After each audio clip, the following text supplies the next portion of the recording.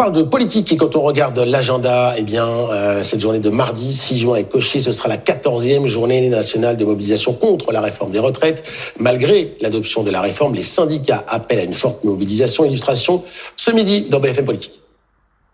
Écoutez, le niveau de la journée sera ce que nous en ferons. Donc j'appelle toutes les personnes qui regardent la télévision actuellement à se mobiliser le 6 juin prochain en nombre avec leurs collègues, leurs voisins, leurs familles, parce que c'est ça qui permettra d'être entendu le 8 juin à l'Assemblée nationale et c'est ça aussi qui permettra d'ouvrir des perspectives de progrès.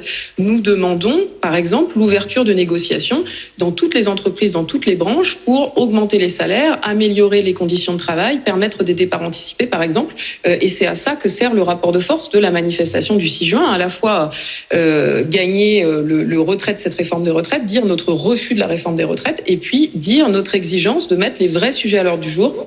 Et pour en parler sur le plateau, Mathieu Vallet est toujours en ma compagnie, Rémi Aufrère-Privel, bonjour. Merci de votre présence, représentant national du syndicat UNSA Ferroviaire. À vos côtés, Guillaume Carayon, bonjour. Bonjour. Président des Jeunes Républicains. Face à vous, David Amiel, bonjour. Député Renaissance de Paris. Et Alexis Cuvillier, bonjour Alexis.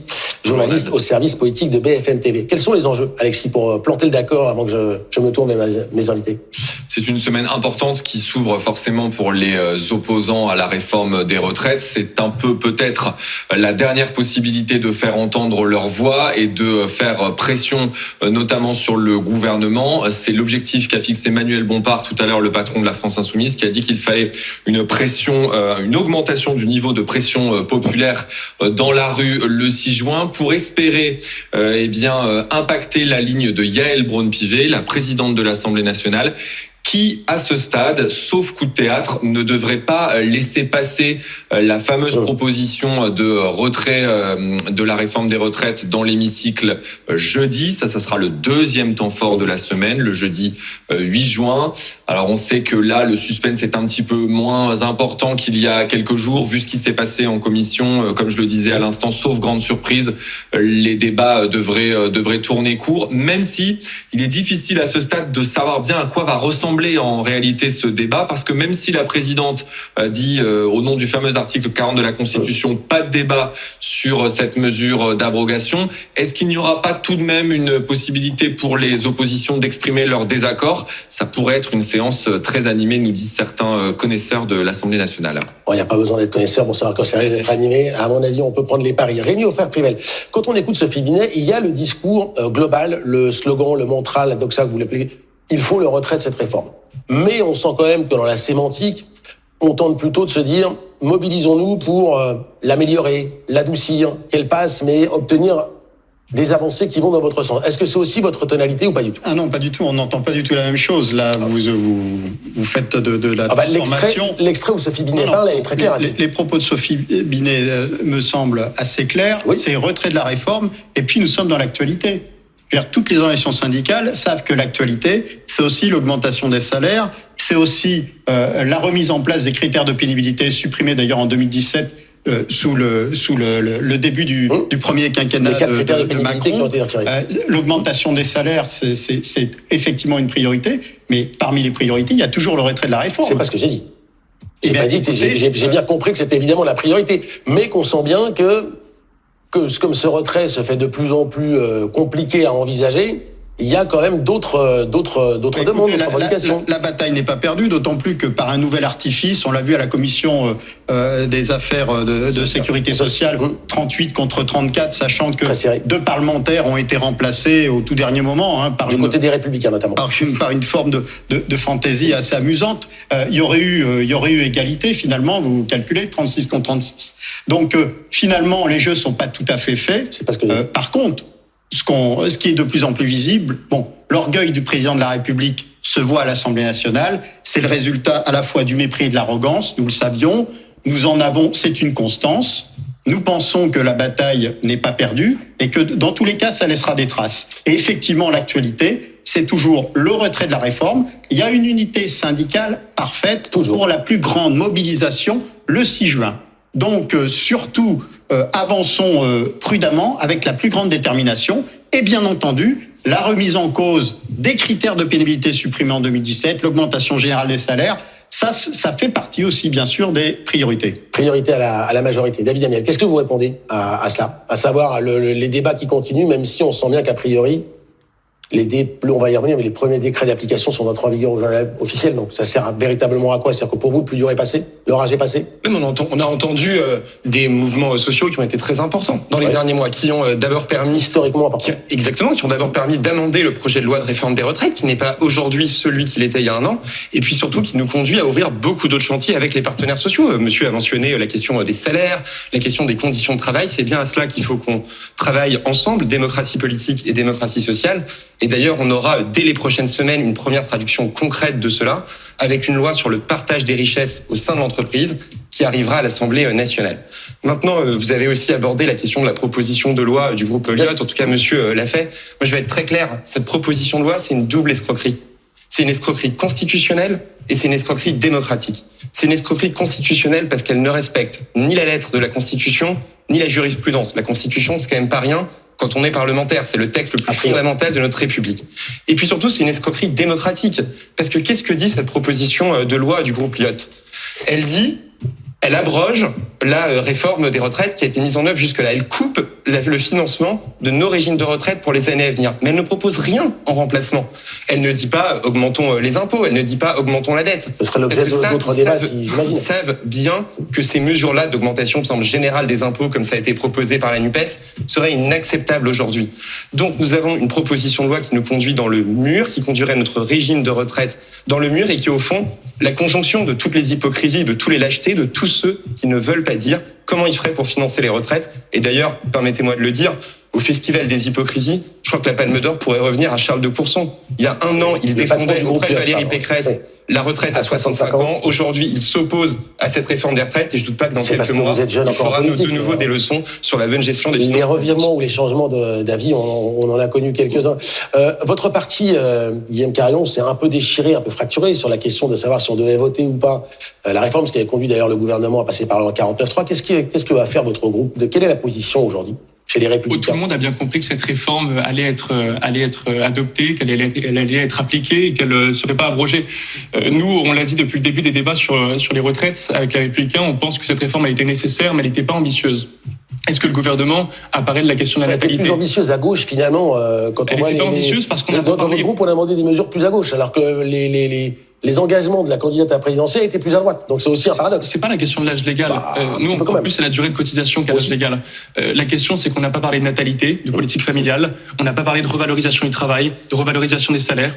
On n'a pas parlé d'emploi des jeunes, on n'a pas parlé de chômage chez les seniors, on n'a pas parlé de toutes ces questions-là qui auraient permis d'avoir une réforme plus globale et qui aurait été comprise par les Français. Là, on a eu une petite réforme qui allait pas très loin, qui a pas été comprise par les Français, qui a été mal ficelée, qui a été mal anticipée, et c'est pour ça qu'aujourd'hui elle est rejetée par une large majorité de Français. Rémi Offray-Pellet, projetons-nous. Du monde mardi, sans doute, parce que tous les rendez-vous dans la rue ont été extrêmement suivis, mais jamais pour faire plier le gouvernement. La suite, c'est quoi? Qu'est-ce que vous faites? Attendons le 8 juin. Pourquoi les Français aujourd'hui continuent de soutenir une forme opposition contre la réforme des retraites? C'est autant sur le fond que sur la forme. Quel député peut dire aujourd'hui qu'il a voté pour une loi donnant à 64 ans l'âge légal? Personne. Les députés qui ont fait passer cette loi ont voté contre la motion de censure. Quel est donc ce pays pour une réforme aussi importante, aussi essentielle que repousser de 2 ans l'âge légal de la retraite? Aucun député n'a voté pour cette loi. C'est faux. Moi, je suis en commission des finances, j'ai voté pour cette loi. Non, aucun député en plénière. Non, en commission des finances. Et ensuite, ce qui intéresse tous les Français, c'est de savoir si son parlementaire, dans sa circonscription, a voté pour ou contre l'âge légal à 64 ans. Aujourd'hui, aucun Français n'est capable de le faire, tout simplement parce que vous avez peur du vote populaire de vous-même, de tous les représentants du peuple à l'Assemblée nationale. Vous avez refusé très clairement de mettre. Mais si on avait peur du vote, on ne serait pas allé aux élections avec cette mesure dans notre programme. Tous les candidats de la majorité présidentielle ont fait contre la motion de censure devant leurs électeurs avec cette mesure dans leur programme. Les parlementaires n'ont pas voté pour ou contre la loi. Pas directement. Et il est là le scandale. C'est un problème de méthode et vous le savez très bien, tout simplement parce qu'il y avait un fort risque que cette loi ne passe pas. Et c'est par des artifices juridiques, certes constitutionnels, que vous ne voulez pas, cette fois-ci, mettre aux voix cette loi qui vise à justement revenir abroger la loi que vous n'avez pas vous-même votée. Alexis. Les Français le savent, et cette méthode-là, Et on le voit notamment dans les cette slogans dans la méthode rue. funeste et arrogante, et Alexis. les Français la condamnent. Alexis Guillier, à quoi servent nos échanges, nos débats, la manifestation de mardi, voire la proposition de loi, alors que les premiers décrets d'application étaient publiés au journal officiel, notamment celui faisant passer progressivement l'âge de départ de 62 à 61. À quoi ça sert en fait ces échanges? On est dans une forme de mise en scène politique, dans une sorte de petit théâtre, comme on pourrait le dire, ou alors il y a vraiment un enjeu encore? Alors, des syndicalistes, je pense notamment à Cyril Chabagnier qui était sur ce plateau ce matin de la CFTC, vous répondront que des décrets d'application qui sont publiés et qui finalement ensuite ne sont jamais appliqués, c'est quelque chose qui peut exister. Oui, on ça a bien peut exister, compris, mais c'est pas la majorité. On a bien compris que c'était pas le scénario le plus probable à ce stade, même si on vous a entendu, monsieur, vous voulez maintenir la pression dans la rue mardi et vous ne voulez pas évidemment vous prononcer trop tôt avant ce qui va se passer jeudi, à juste titre, parce qu'on l'a vu ces derniers mois dans l'Assemblée, parfois il peut y avoir des surprises. La détermination du gouvernement et du chef de l'État sur ce sujet a été extrêmement forte. Un certain nombre de députés estiment maintenant que quelque part la page a été un peu tournée. Certains indicateurs dans des sondages d'opinion ça baisse un peu, mais ça reste très haut. aussi à le montrer, même si la réforme reste très impopulaire, c'est vrai.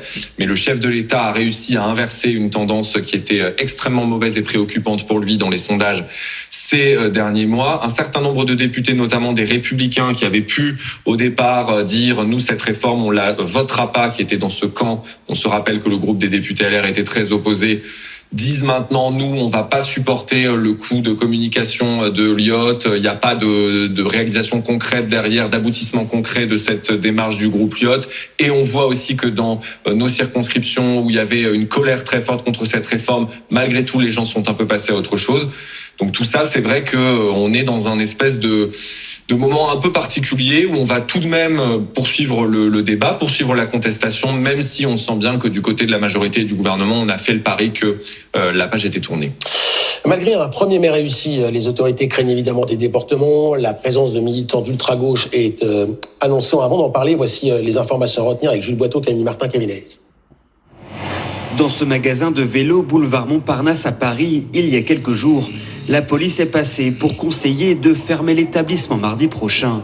Une habitude désormais pour le patron, les jours de manifestation. Lorsque j'entends les tambours ou des pétards arriver, je ferme la grille et je éteins les lumières et puis je me mets juste sur la partie atelier pour m'isoler et pour éviter d'être vu effectivement des manifestants. Pour la 14e journée de contestation, le parcours est considéré comme très compliqué selon la police.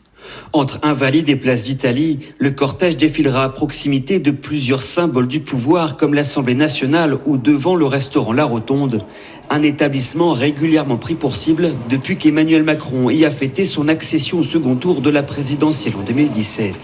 En face, cet autre restaurant en subit également les conséquences.